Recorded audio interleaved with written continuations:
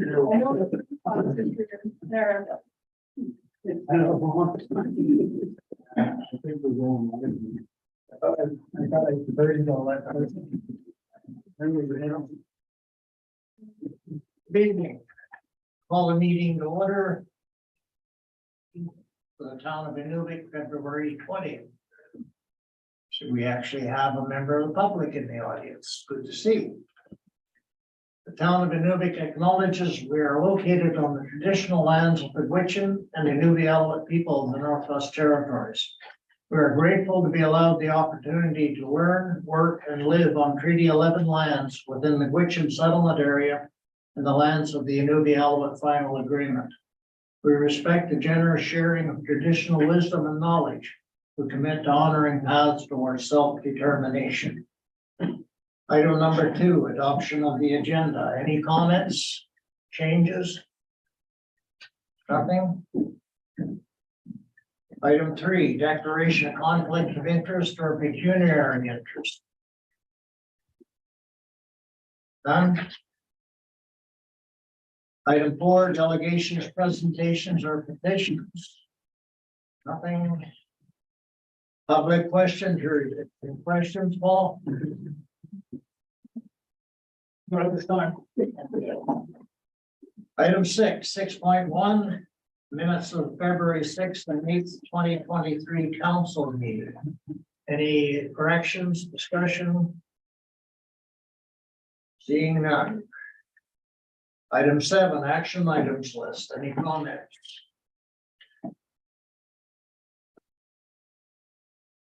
Item 8.1, formal request for the Minister of Municipal and Community Affairs for a borrowing exemption.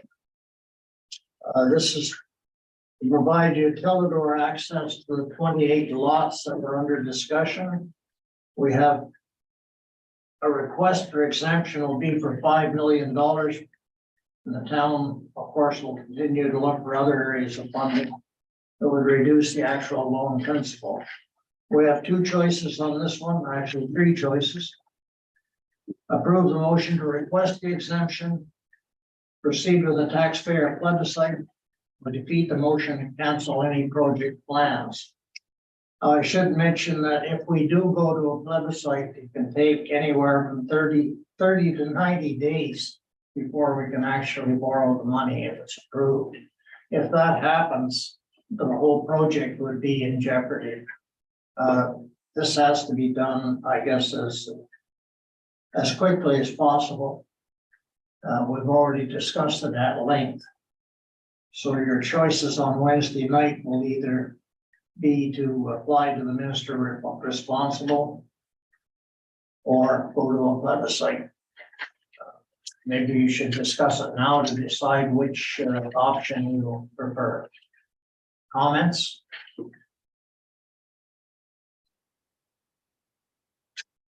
Personally, I like option 1, which is to apply to the minister. Anybody have any argument against that? Councillor Merrill. Not an argument against, but a question. So we are allowed to ask the minister for exemption rather than going to a plebiscite. Yes, we are. And at the same time, we would try to bring this project in under 5 million, look for other ways to bring that, if money was borrowed, to bring it That's down. correct. Thank you. Any other comments? Well, I assume on Wednesday night, then we'll be going with option 1, which is going to the minister. Moving on. 9.1, the amendment to the passenger transportation bylaw, 3rd and final reading. Any comments? None. 9.2, the all-terrain vehicle bylaw, 3rd and final reading. Any comments? 9.3, bylaw 2709/LND/23, the land sale, lot 1023, block 107B7, plan 4774. This is on Airport Road, adjacent to the existing satellite site, which is owned by company belonging to Tom Zuko, I believe. It's a number of companies. In any event, if you have any questions, Paul Camerony from the company involved is here to answer them. Councillor Devlin. Thank you, Mayor. Thank you, Mr. Connery, for coming tonight. I might have a question or two for you just on how many dishes are we expected on that parcel of land? Would you sit up at the microphone? Turn it on there. Look at here right now. He's a zoot goat. Look at that. The timing. No, there we go. Call them to the house. Not chopped.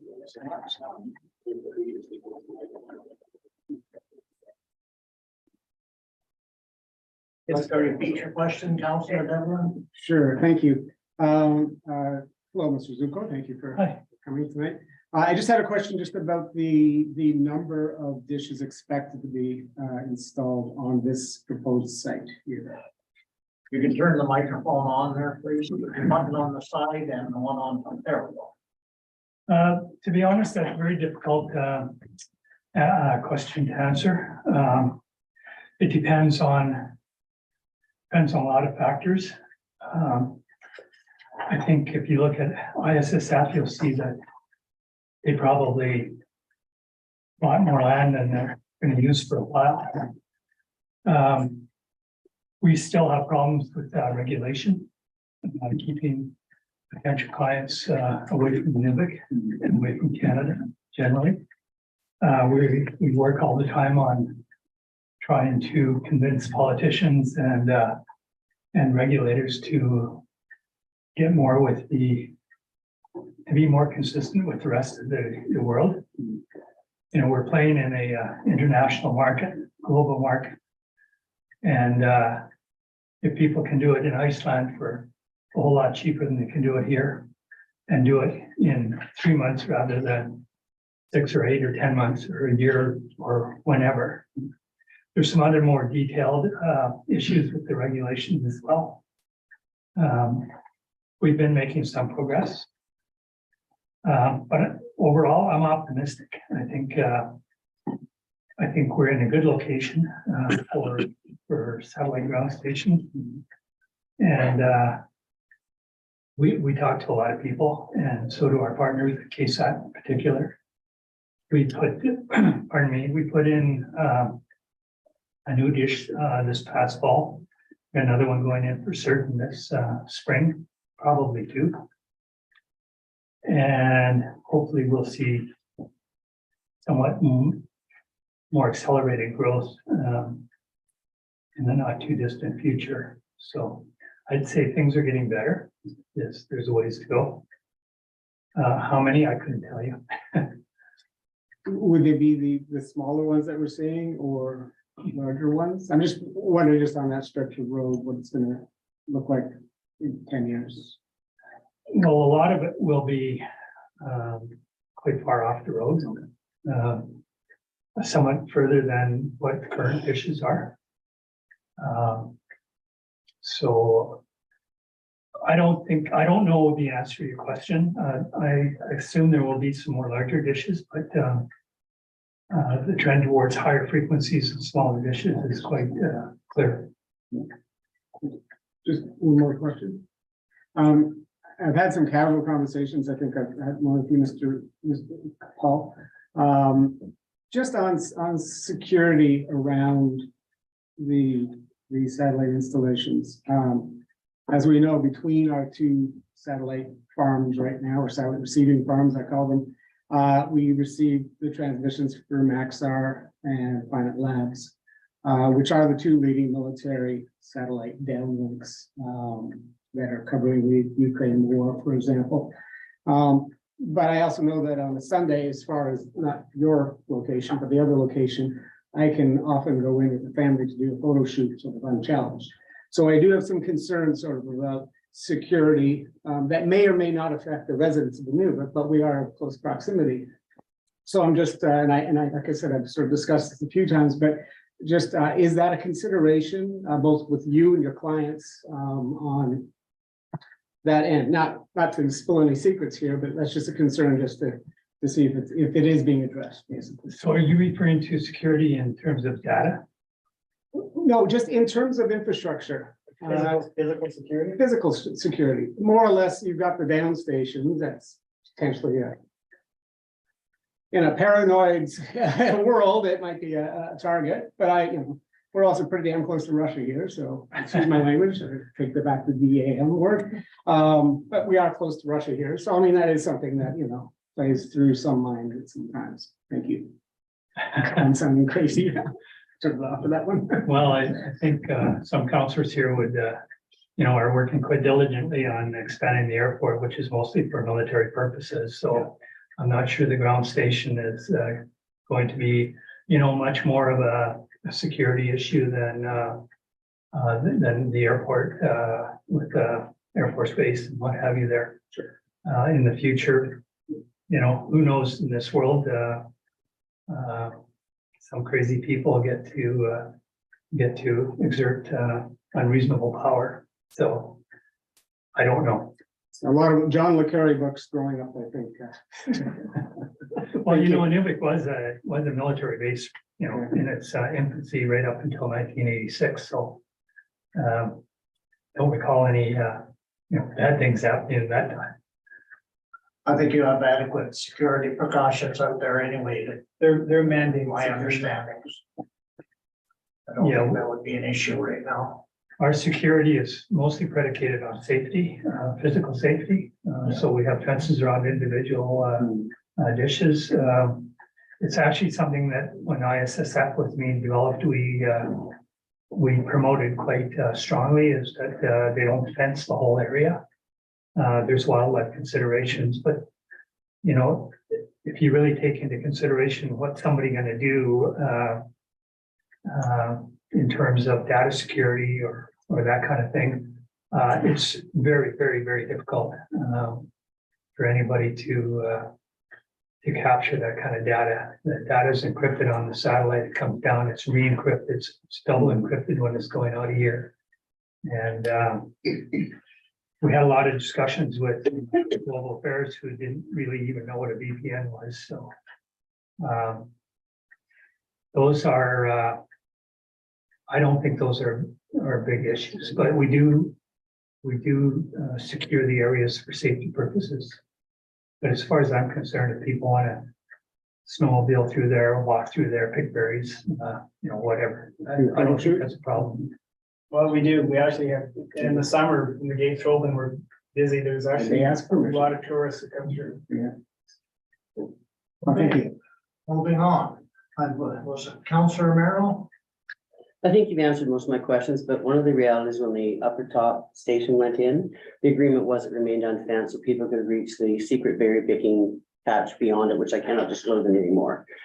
It's a secret, but I don't think security of the actual site is ever an issue. Right. Everybody knows where we are, and all the research showed that Inuvik was a perfect place for this sort of facility. Yeah, it's a great business. Any other questions? Well, thank you very much for coming, gentlemen. This will be first and second reading of the land sale on Wednesday night, and there has been a request that we do a special meeting on either following the council meeting on Wednesday night to do third reading of this bylaw, or have it on Thursday. So we'll be prepared for that. I would prefer to have it after the regular meeting on Wednesday. Everybody's in agreement. It looks like it's going to be a short meeting in any event. Okay, Thank you. thanks for coming.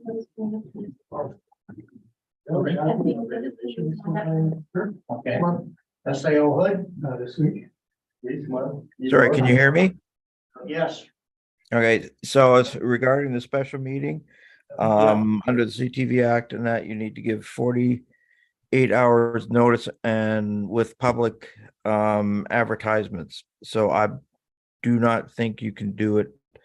You may not be able to do it for following the meeting on Wednesday, but that's something you may have to check into. if we advertise tomorrow, we could do it on Thursday. Correct. be- I assume so. I know there is that time. You just can't call one and that I'm just bringing that to council's attention for it, Well, but I can check into it tomorrow. Thank you. Possibly Thursday. Okay, moving on, department head reports, we have none. Item 11, information items, the strategic priorities chart, no questions on that. Item 12, council concerns, anything tonight? Nothing? No, Councilor Devlin.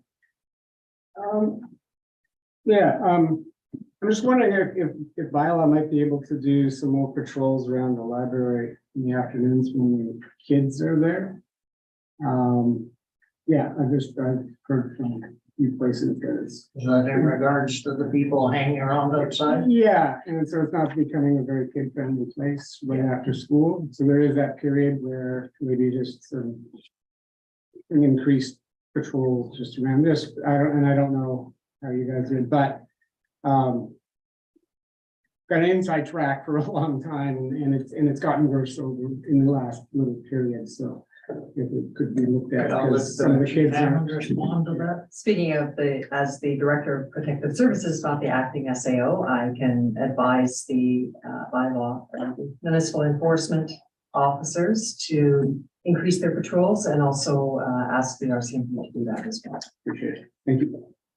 Thank you. Any other concerns? Seeing none, we have no in camera tonight, so I need a motion to adjourn. Councilor Harder, all in favor? Motion's passed. Thank you very much.